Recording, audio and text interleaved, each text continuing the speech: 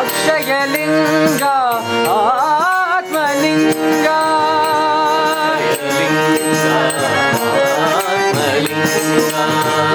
Akshayalinga Atmalinga. When I take tests, after I'm done with the test, I pray to Swami that I ace the test, and I say 9 Gayatris, and then I give it to the teacher. That's the winning formula. We ought to probably bottle and sell to people. Yeah, whenever I think of Swami, I tear up. Probably I immediately feel the presence and I feel the love that he showers on us. I am proud to say that, I have somebody named Satya Sai Baba who is there for me at all times and who is something beyond what, again, that I can imagine, fathom, understand, or even comprehend. Mm-hmm. What grade are you ending right now? I'm ending 8th grade. Sai Baba, I feel, is the best that you can imagine yourself to be. Think of yourself as devoid from all the negativity, all the bad qualities that you have, or you may think that you have. Take the purest aspect of you. That is Sai Baba. Souljourns presents Profile of a Sai Family, a family that has holy man Sri Satya Sai Baba at their center.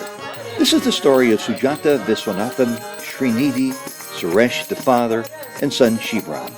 This interview was recorded in Cleveland, Ohio in May 2010.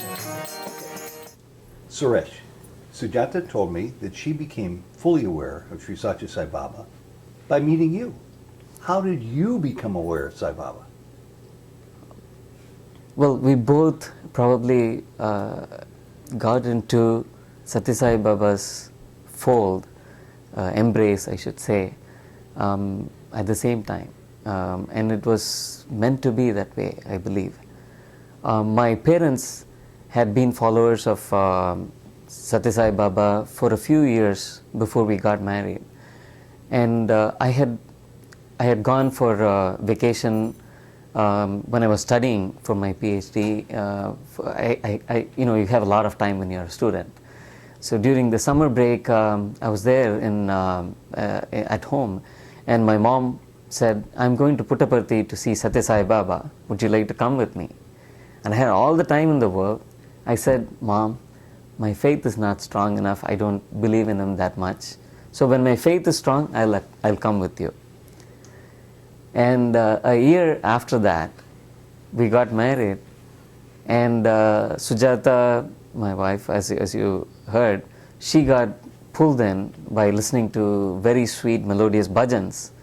And for me, it was the other way. It was through the brain. I started reading this wonderful book, Baba Satya Sai, which is an English translation of the original work in Tamil, which is my mother tongue, by Ra Ganapati.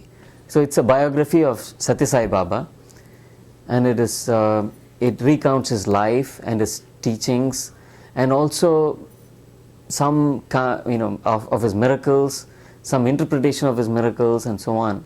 And when I read through, this is a voluminous book, and I started reading it, and I couldn't put it down. I finished what it was? It grabbed you so much about it? It grabbed me so much, it gripped me, and I finished it in 2 days or 3 days, I don't remember. And when I finished it, I don't know, it's very difficult to describe who or what God is, but I knew that this was no human being. So that is when it started. And then I started reading his teachings in the form of Satya Sai Speaks books, and the words ring so true to your heart that it grips you. When you read it, you feel elated, you feel lighter, you feel a kinship. That was incredible. And there were a couple of questions that had bothered me from maybe when I was a little bit older than Shivram's age. I had this question: what are we here for? What is all this? I think we all do. We cannot escape that question, is what Baba says, and I read it recently. But when I had this question, I was, raw and young and probably unrefined. So the question got pushed back by other pursuits, other aspirations, distractions, and all that. And then Swami answered it when we got married. And he answered it in one sentence, that the goal of this entire game, this human life, is to realize that you are God. That's an incredible revelation. It's like, showing you the light at the end of the tunnel. This is what you're going towards. Even after knowing the light, we may take some circuitous path, and we may take some detours and all that along the way. But the comforting thought is that there is that goal, and there is a guide that is ready to take you to that goal. And it's a very, very, very reassuring thought, very comforting. And it's all the more comforting because everyone is in this. And He's with every one of us, each and every one of us. No one is going to be left behind. Right? This is a big issue that you just touched on. I mean, when you say that He taught you to see yourself as God, is that merely an intellectual construct, or do you really see that? I would say it is still an intellectual concept in my mind, but it has also touched my heart in ways that are difficult to explain. It has nothing to do with your knowledge or what you have read, what you have heard, what you listen to. It's something to do with the heart. So I think the closest that I can talk about is a reassuring, comforting presence that says, you may not know where you're going, but I know, and I will take you there. My parents were actually Shirdi Sai devotees, Mm-hmm. and we followed Shirdi Sai, and we used to do a lot of pujas with him and do the Satcharita, and But used that's to it. visit Shirdi and everything. But that's interesting to those of us in the West, because we think of followers of Shirdi Sai Baba, we just automatically conclude that they're followers of Sri Satya Sai Baba, but that's not necessarily the case, is it? Not necessarily. I didn't know about Satya Sai Baba when I was a devotee of Shirdi Sai. This is a Sai family. What is that? Lots of love to share among each other and to others. That's the common thing that the Sai family has. Each and every Sai family has. Shivram, you've got a pretty interesting Sai family here. What do you think of the comments you've heard so far? They echo my sentiments exactly. I mean, everything everybody else is saying here is absolutely what I feel. And what is it that you feel specifically about? Let's start with Sai families. How the importance of a Sai family and for any group of people living under the same roof.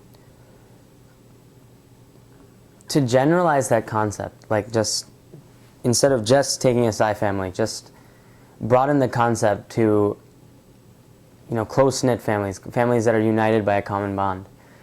That in itself is what makes a functional family, that common thread.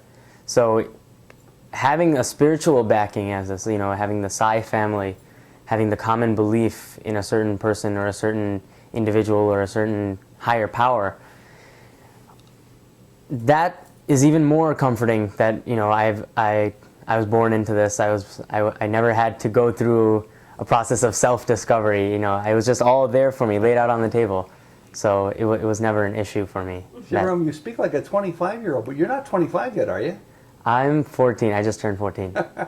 So where does this understanding, this equanimity, this wisdom come from in you? I actually think the answer is quite simple.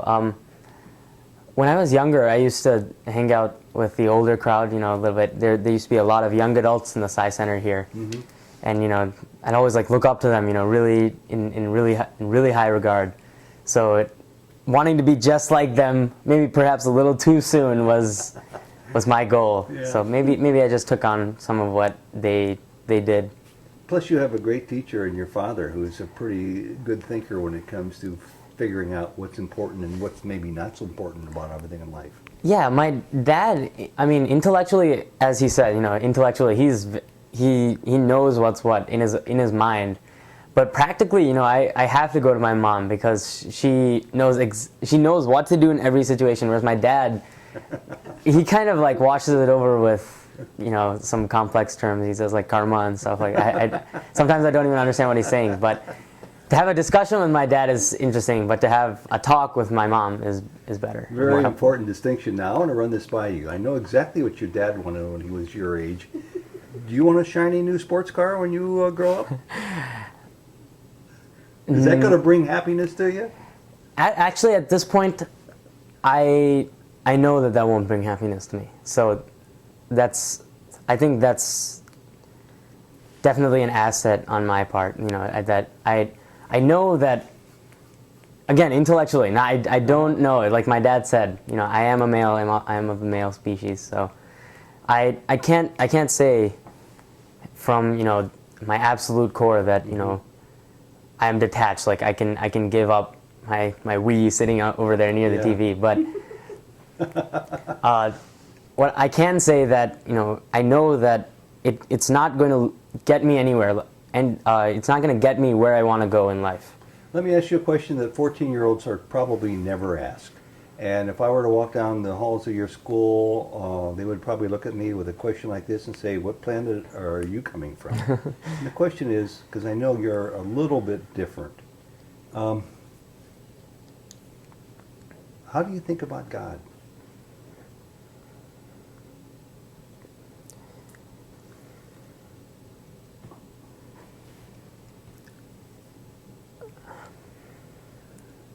God is not one single thing.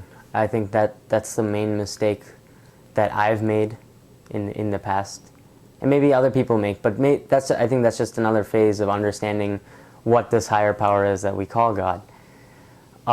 It's never just one thing. And if my dad says it's in everything and everyone, maybe I'm not there yet. But I understand that it's just not a person, up in the attic, just like pulling the strings. I know that it's not just that one person. And I know it's prevalent in everything and anything I do in my life on a day-to-day basis. So I guess even I'm not ready to answer that question in the way that I understand it, because I'm still confused about what that word even means. So. And I'm guessing you're not ready to talk about it among your contemporaries, your peers, because that's something that, correct me if I'm wrong, probably just isn't talked about among 14-year-olds today. Or is it? It's not talked about, but at the same time, I try to get it talked about. I have a close circle of friends at school, and many of us do, at school. And several of them I know are actually quite spiritually inclined. They understand, that there is a higher power, there is somebody pulling the strings in some cases. Are they necessarily Baba devotees, or are they Christians or other people who don't know about Christians, Muslims, Hindus, anybody like that. But as far as Baba devotees go, nobody's like my age around in my grade or in my school. What about the ones who are your age? Do they ever inquire as to where your interest and or understanding of God comes from? And do you talk about Baba at all? Yes, very much actually. Really? Yeah. And how do they react to that? At first, I think I leave them a little more confused than satiated. So they're just like, and the interesting part about it is that after I let them know, I go home. I let them know 8th period. This is I'm talking to them just casually. I'm just talking to them about who I am and what I believe and where I come from. And the next day, I don't go to them, but they ask me, can you talk more about this? Can you talk to me about who's that person I saw at your house the other day with the picture of the afro, and I'm that's just like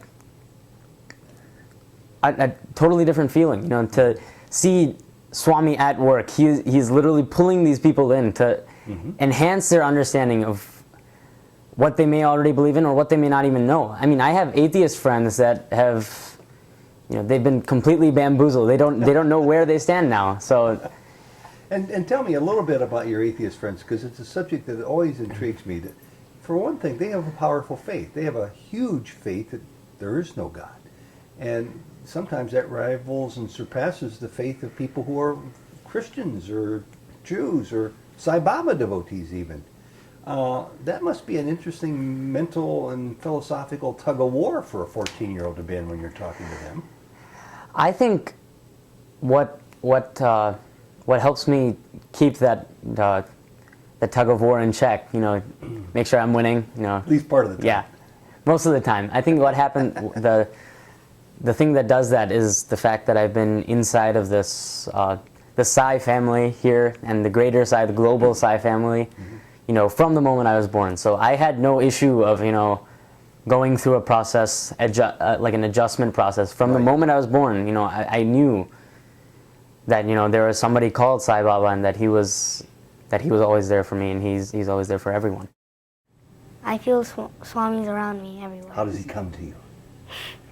I think of him, I'm like, Swami, I need some help. And he just comes. And when you have a chance to think about your life now, was there ever a time when Sai Baba was not in your life?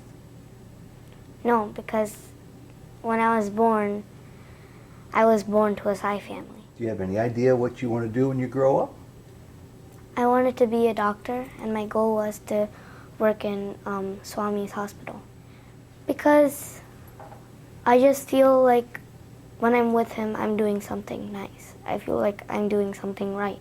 Swami always says it's good to be born in a religion, but not so good to die in it, which is very profound. That's the second part that struck me. And we if I can't were to move say on that. too quickly. What does that mean to The you? second, yeah, that is it's a very very crucial part of Baba's teachings that struck a chord in my beliefs.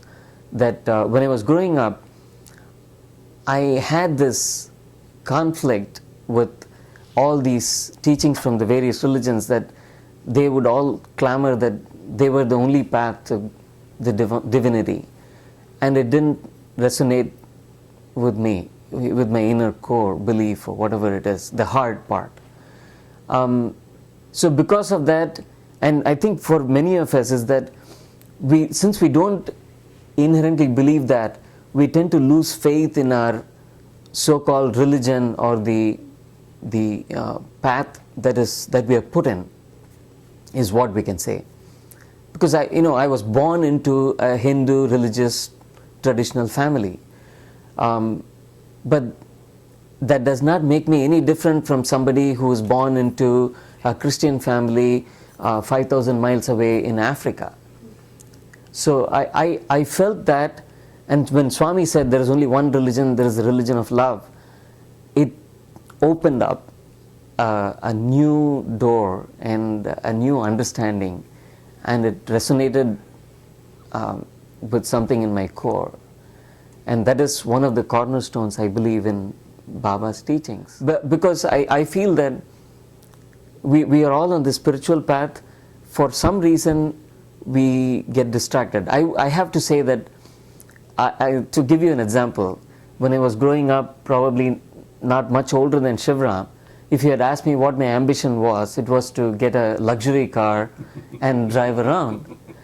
And now when I think about it, that was my goal. It is like that. I believe that each of us, when we grow up, we start out on this journey. We get, through a scenic route. Some of us take the shortcut and then just zoom right through. It takes us through various routes, but we all get there. And I think this wonderful, when you were asking how important it is to have this family around, this group of people, like-minded people, I feel that they help reinforce this. That when you are going off in a tangent, when you are off this path or towards the goal, and it is Swami's will, I believe. I sincerely believe that it is Swami's hand that puts the right people in there to guide you along the right path there. How do you approach Sai in helping you to solve some of the problems that come into everybody's lives? Just take a moment and pray for them selflessly. It doesn't involve your intentions, but to ask Swami to intervene and do something, do some miracle or some help that would make them more stronger to face the problems. What do you do for the youngsters, for the adults, and for others?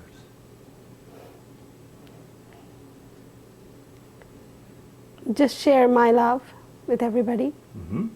and give a shoulder to a friend who is troubled or having problems, to rest her head on my shoulder and be there for everybody who needs me. You're going to be leaving Greater Cleveland for New Jersey. What are you going to miss most about the Sai community here? My family is here. I'm going to miss my family. And your family isn't just 3 or 4 or 5 people, is No, it? no, the whole Sai Center. It's about the caring nature of each and everyone to me and me to them, and being so thoughtful in little gestures that you do for each other makes you a part of them and part of the family. And I feel more connected to them by doing that, by being thoughtful, by being Swami thoughtful. Mm-hmm. Swami is to me everything in this world, or everything what I come across, feel, and everything. And I think I should show more in actions than talking about him. A lot of people suggest that that's the more powerful way of telling who Baba is to somebody else. I believe in that. Every time somebody says Sai Ram to me, they're automatically, are one tier above the next person on the street. I can't say that because I've never experienced it. Everybody I've known, I've met at the center or something like that. But to go out in the world, maybe wherever Swami takes me as I grow older, after college, into work, and wherever I go, if as long as I have that one word Sai Ram, or that, I think that'll just take me wherever I need to go, and regardless of whether or not I know where I'm going, he does. So. Shivram, what do you want to be when you grow up? I don't know. You don't know? I don't know. You're the first of many people I pose questions to at your age who doesn't know what you want to be, which I think is very good. There's something to be said about waiting to see which direction the greatest passion emerges in your life. And sometimes you can't know at 14 what can only happen at 24. Exactly. But, I guess I can't say for sure if I'll still not know. That's like my temporary interim between things. So, 4 years ago I wanted to be an NBA player. 2 years ago I wanted to be a doctor. Today? I don't know. I'm in a limbo right now. So, okay. Whatever Swami wants, I guess, is what I want to be. How has Baba transformed your life? And I guess the honest answer is he's not transformed it at all, because you've always been in his fold. I wouldn't be that rash about it, because even at this moment when I'm talking to you about this is so revealing to me as much as it is for anybody else that hasn't met me before that's probably going to be watching this. Mm-hmm. And this is talking about Swami is like, I'm not talking to you. I'm talking to something else. Again, it's the God Swami concept that I can't fathom completely, and yet I can't omit out of my own thinking. For the average 14-year-old, I guess, somebody that isn't inclined spiritually or doesn't know about Swami, it's a very awkward subject because of the differing, especially in America, where we grow up, where me and my sister grow up, because it's such a melting pot of different faiths. Some people are agnostic, some people are atheists, some people are Muslim, some people are some religions I've never even heard of, like Baha'i, which is, it's very similar to what we believe in as well. Sure, Swami visited a Baha'i temple in New Delhi. Exactly. So it's comforting to know that I have Swami there, but at the same time, I have to show the strength in my own belief to other people. I can't shy away from the topic if they ask me about it or something like that, because I am proud to say that, I have somebody named Satya Sai Baba who is there for me at all times, and who is something beyond what, again, that I can imagine, fathom, understand, or even comprehend. Mm-hmm. What grade are you ending right now? I'm ending 8th grade. So you're going into middle school or high school? I'll be going to high school next year. And this, whether people know it or not, for you in particular, is a real pivotal turning point in your life, because you're leaving the womb of your family community here in Solon, Ohio, Greater Cleveland, to go to New Jersey. Does that terrify you?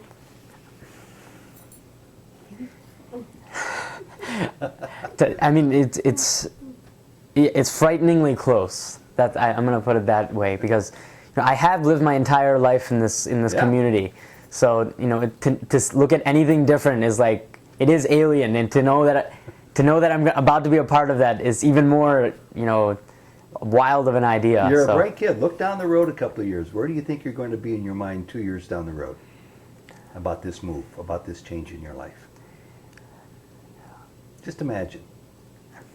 At this point, what I would think was I would be looking on it and be like, okay, so I left it up to Swami, and this is where he's taking me. So this is obviously where I can do the most service to him, or the most service to. I can help his mission to spread equality, and unity of all religions, and love all, serve all. That's the best place that I can do it. Then that's where Swami's put me. You comfortable with that?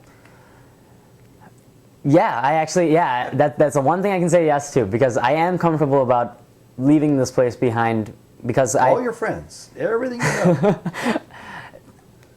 Emotionally, yeah, I guess maybe I'm not ready, I'm a teenager. So well, what I'm hitting at is that you have no idea how many in the caliber of wonderful, loving, new friends you're about to encounter. I mean, you're not losing friends, you'll be gaining friends. Exactly. Yeah. And like I said, there's the Sai family that's there. So as soon as we go there, the first time we go to a center or a study circle or a bhajan, we have 50-some people available to us. Like, it's almost like a support group. If at all we're lost, if we don't know what we're doing in New Jersey, a couple hundred miles away from here, from where we think our home is, we have Swami's there in them to help us out. So I feel like I'm with him right here. Right here, right now? Yep. And for those people who have never heard of Sai Baba, can you describe what he's like, who he is? As I grew up, I figured out that Swami's been watching me all along. And I was like 7 and 8 years old. I was very bad. Like I really, I would waste food. I would do a lot of bad things, but now that I've realized that he's watching me every moment, I've changed. And as I changed, I've gotten many good compliments from adults, and I feel very good about it. And that's a key element that you just talked about, isn't it? That you believe, that you know that he is omnipresent, which means he's not only with you all the time, he watches you all the time. And he can be there sort of like a grandfather to help you at times. Yes. Do you ever find yourself needing or wanting to turn to him for help from time to time? I do all the time. Like when I take tests, after I'm done with the test, I pray to Swami that I ace the test. And I say 9 Gayatris, and then I give it to the teacher. Well, that's the winning formula we ought to probably bottle and sell to people. Baba, I want to ace this test, and I'm going to begin the test right after 9 Gayatris. And one last comment, and you can say anything you want. Why is it important to you that you have not just a loving mother and father and a great brother and great friends, but a spiritual teacher so prominent in your life with you? Why is that important to you? Because the more I know about Baba, the more I feel I'm doing service to God, just service to man. and I feel that I'm protected and I'm comforted. So does that have something to do with your wish to one day provide service to man by being a doctor in one of Baba's hospitals? I think so, yes. Because that teacher will guide me and help me through my life and take me to the right path. Finally, how much do you love Baba? I love him more than I love anything. I love him more than my friends. I love him more than anything. That's all I can say. Sreenidhi, I can't express the amount of love I have for him.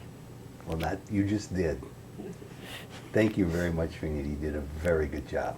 Thank you.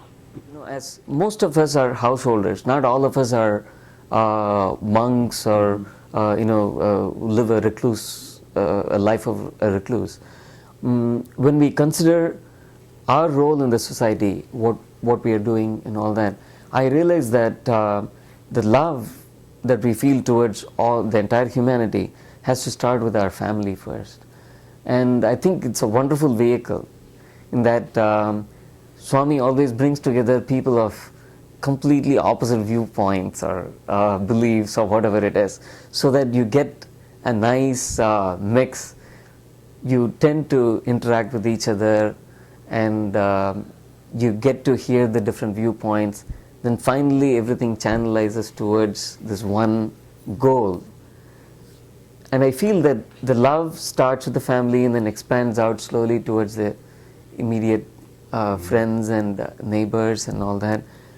And hopefully it will spread further and further to encompass Swami's mission, which is to unite the entire world. Sujatha gave us a wonderful explanation on how she reaches out to others about who Sai Baba is.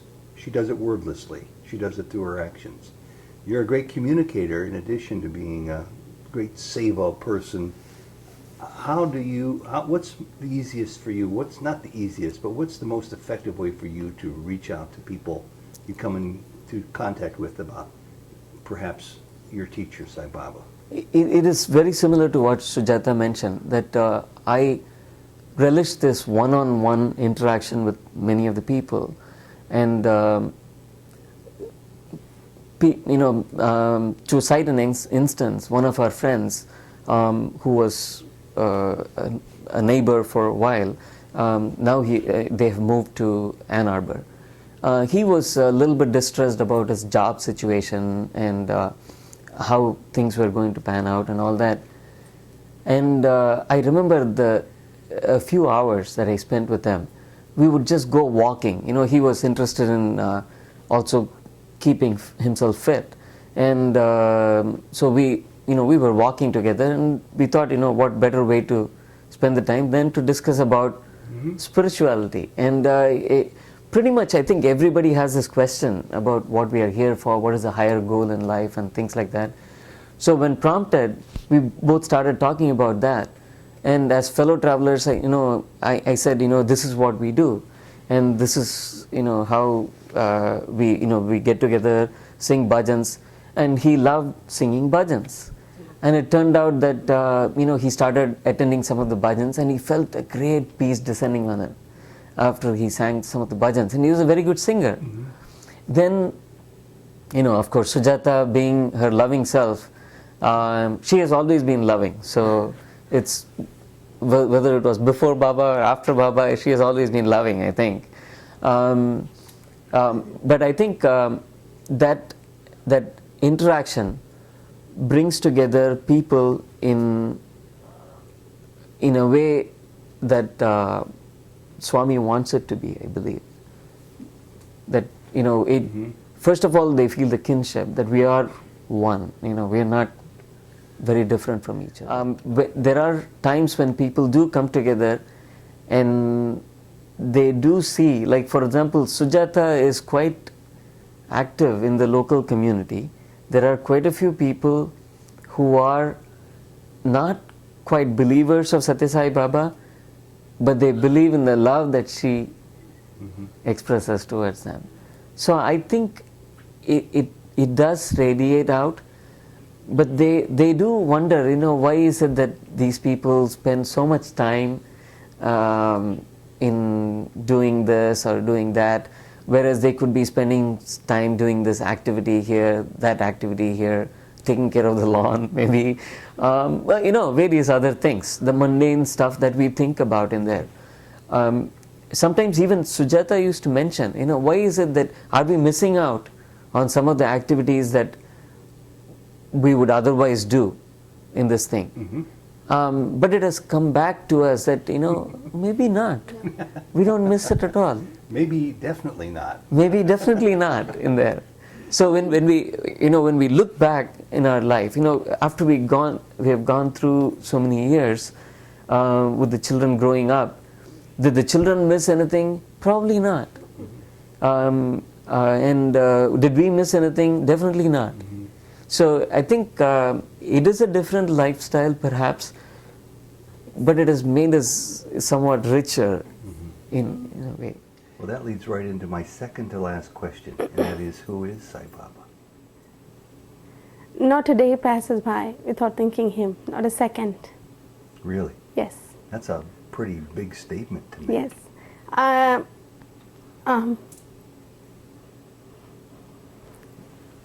You mean he's always on your mind?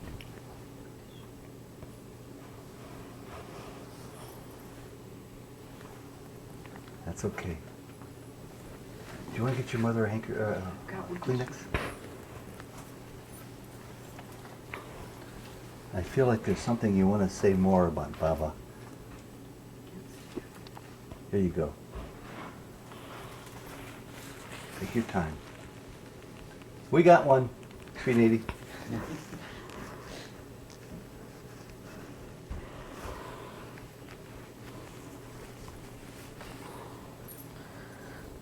What are those feelings about?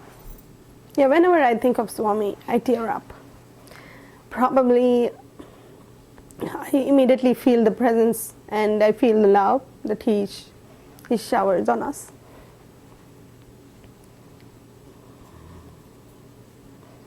And I might not be the kind that always do the chantings and everything, but I sincerely pray every second of my day. Each day never passes by like that. Every second I think of him. Say, Swami, please guide me what I should be doing next. Swami, please be with me. It's not about the doubt I have or anything that he's not there. I feel, every time I feel the presence. And through my actions I see that. And he's made me better and better and better each day. That's wonderful. Yeah. When I came into Swami, or Swami pulled me on his fold, to his fold,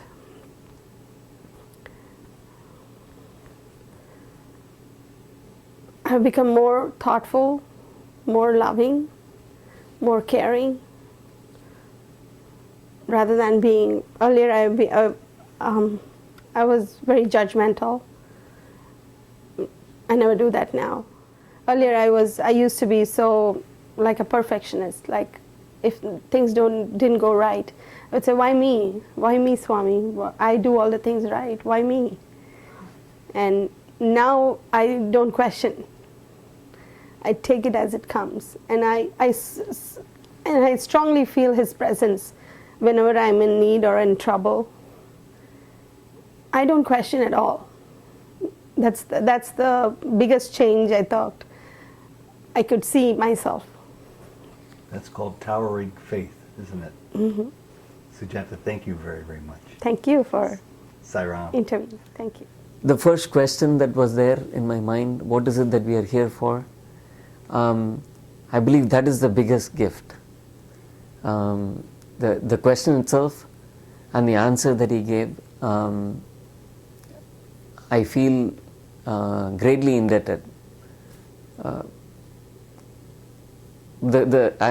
can kind of hear Swami asking me, now that you know the answer, what are you doing about it? My thoughts are more loving, caring, less selfish, perhaps. I will have to ask my wife to talk about that probably, because it's very difficult for me to judge myself. But what I know is that I am a little bit more patient now, less judgmental. I'm able to see oneness more than I did before. There is a feeling of compassion that is there, but I still admire I'm a little bit jealous of the women folk, because Swami says the mother's love has no equivalent. And me being born as a man, I cannot feel that. And I feel that is one of the reasons why women are have a heart-to-heart connection with divinity, which is more ready and more accepting than us intellectual, dry, hard-hearted, whatever you may call that in there. So I feel that at Swami, hopefully through these years, would soften me, bring forth my heart more than my brain part, and I think he has started doing that. Yeah. Sai Baba, I feel, is the best that you can imagine yourself to be.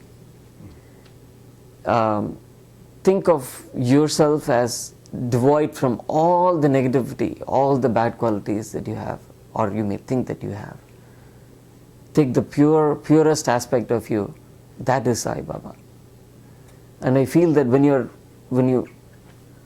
you see Sai Baba in that respect, that is how you want to be. That is who you want to be.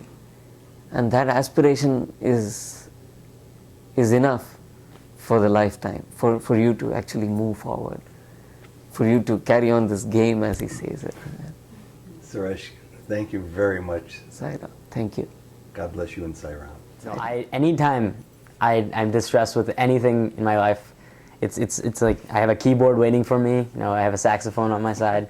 I'll just jam out for half an hour, and you know, I just feel Swami in that when I'm playing and when I'm experiencing, you know, just the way the notes move and the way the beats hit. You know, it's something I quite can't term. The future is bright because there's a Sai youth that I'm glad to be a part of, be surrounded by so many, you know, promising people that are bound to make a difference in the world, that I know are going to carry out Swami's work exactly how he planned it. And for me to be part of something like that, a future that's supposed to be led by these people, these instruments of Sri Satya Sai Baba, I think that I'm extremely blessed in that sense. So. Shivram, you're quite a talented singer. What are you going to sing for us and why? I'll sing a bhajan, Sesha Sailavasa Narayana, because when I first sang the song, I think it was, I don't even remember when, but the moment, the day I sang it, it's just the way it moves, it's so beautiful. And when I sing it, I'm with Swami. That's all I can. That's the only way I can put it. So, Shivram, thank you very much. Godspeed. Good luck. Have a lot of fun along the way. And Sai Ram. Sai Ram.